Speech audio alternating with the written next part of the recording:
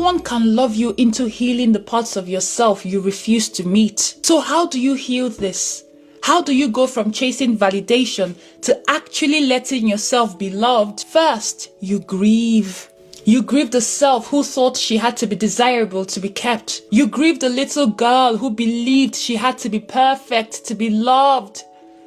You grieve the teenage version of you who thought being picked was proof of her value. And then you unlearn. You stop turning love into a reward system. You stop trying to be the most, the smartest, the sexiest, the easiest, the least complicated, the most healed. You stop treating relationships like a test you need to pass. You stop making your personality a resume, and you start doing the unthinkable. You let yourself be ordinary.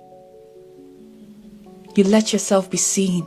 You stop looking for someone to come and pick you and start choosing yourself. You feel the heartbreak of how much energy you've spent contorting, performing, earning, chasing. You let yourself be messy. You let yourself mourn all the versions of you that were lovable but was never loved. And you begin to ask the question, what does love look like when it's not rooted in pain?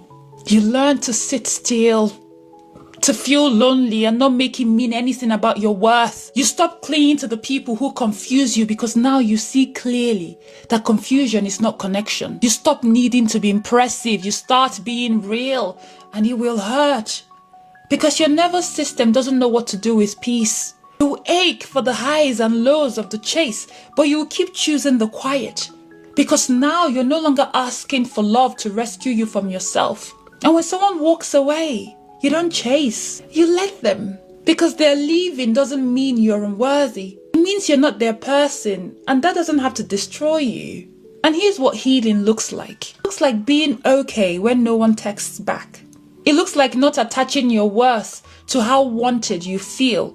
It looks like letting someone love you on your average days, hello, not just your best ones. It looks like falling apart and not apologizing for it. It looks like no longer chasing people who make you feel small just so you can prove that you're worthy of being seen. Because here's the truth that changes everything. You were never meant to be picked. You were supposed to be seen.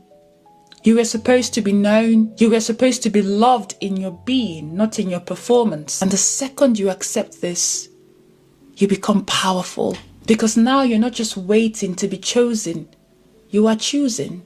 You are choosing who gets your energy, who gets your softness, who gets to stay. And most importantly, you finally choose you. Not because someone else said you were worthy, but because now you know it.